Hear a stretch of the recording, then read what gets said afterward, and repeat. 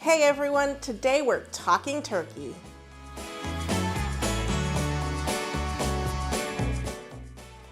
I thought it would be a great time to talk turkey because Thanksgiving's coming up.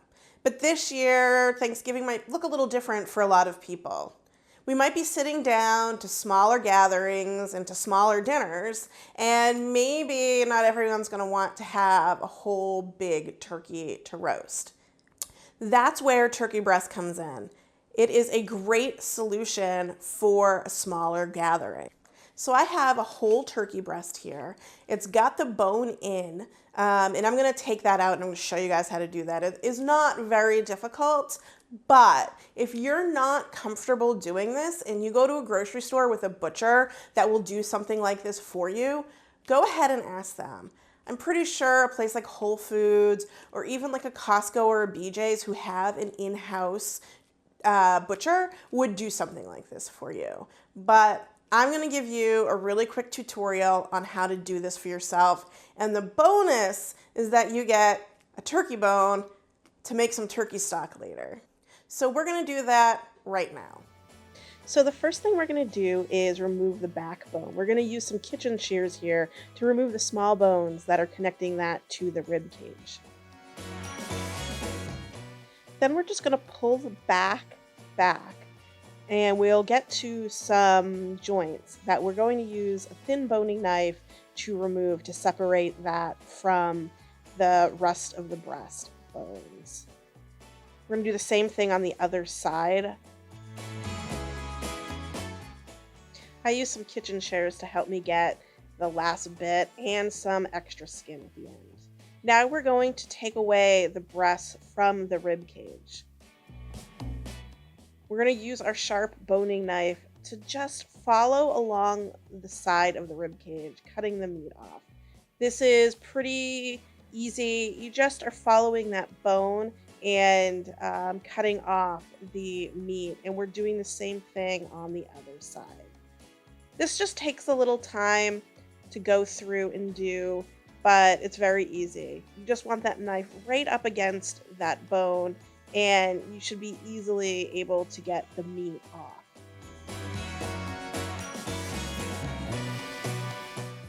Now you can see we're just have left this final keel bone in the middle that's connecting to the breastbone, and we're just going to keep doing the same thing by using the boning knife to just go along the edge of the bone and disconnect it from the meat.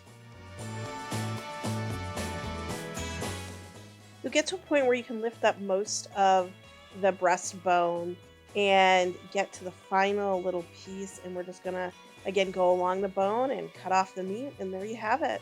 We have more bones for our stock pot. Now we're just going to flip this over, and we can take out that thermometer. We'll use our own.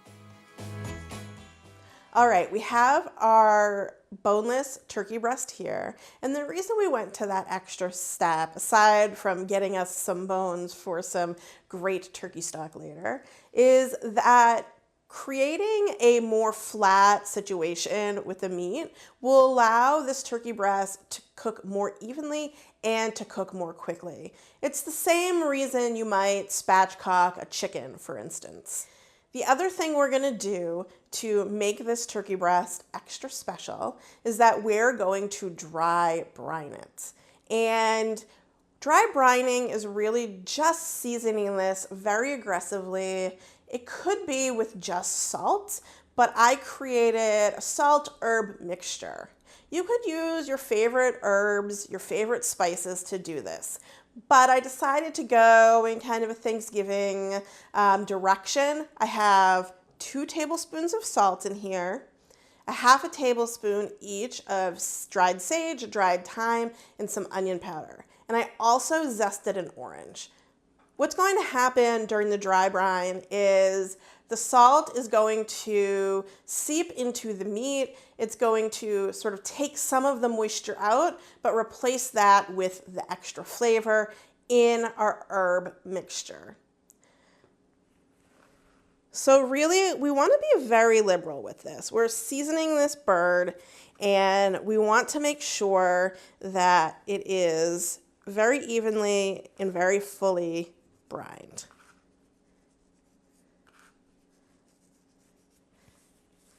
And I'm just going to rub it in a little bit here, and I'm going to flip it over and get it into all these nooks and crannies on the meat side. We did the skin side, and now we're going to do the meat side. Now, this is a really flexible technique. Like I said, you could do this with any kind of flavors that you want. I was thinking I might do it with Cajun seasoning at some point because I think that would be really tasty. And I'm just going to rub that all in. Great. So we've got our salt mixture on our meat. And the next thing we're going to do is actually put this in the fridge for many hours. As many hours as you can.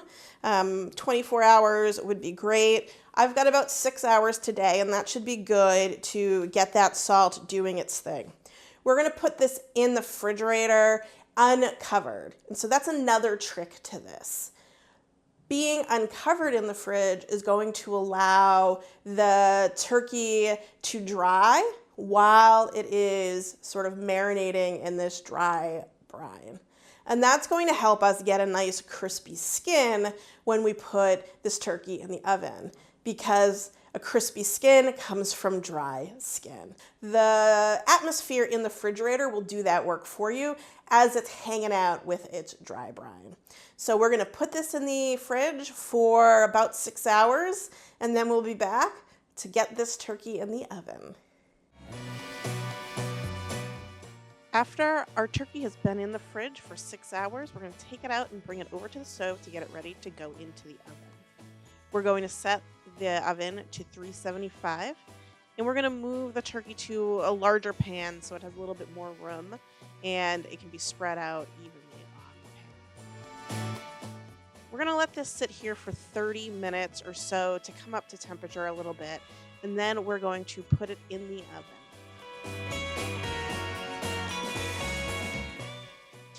The turkey's been cooking for an hour, and it is looking golden brown and delicious. Now it's time to take the temperature.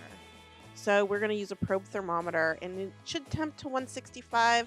This was a little warmer than that, and so we pulled it from the oven. All right, so our turkey's cooked. It took about an hour. It is very golden brown, and I mean, it looks awesome. I probably should have pulled this out actually a little bit earlier than the hour. I checked it at 30 minutes and I put it for another 30 minutes on the timer, but this did temp a little over the 165 that I needed it to be. So let's see what it looks like when I cut into this thing. I also did rest this turkey for about 15 minutes so that all the juices could kind of redistribute back into the turkey breast. And it looks really nice and moist, even though I technically overcooked it a lot. And I think that's because of the salt. The salt does help sort of tenderize and create a moister turkey.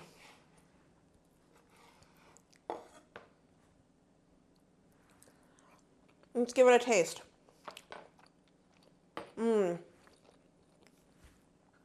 That turkey is so tender, so juicy, perfectly seasoned.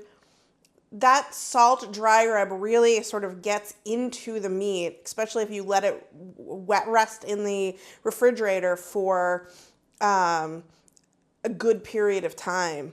The great thing about this turkey breast is that it's pretty inexpensive. I got a 7-pound turkey breast for under $13.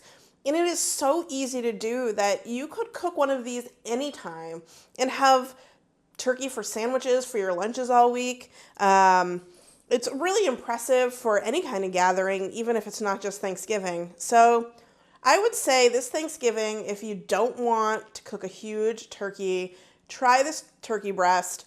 Use the flavors that you love, and really have a very easy and laid-back holiday with something that's really beautiful. I hope you guys liked this video, and if you did, please give me a thumbs up. Click that subscribe button and that bell button to be alerted when I launch new videos. Thanks so much for watching. Now go have some fun in the kitchen. And I hope you have a happy Thanksgiving.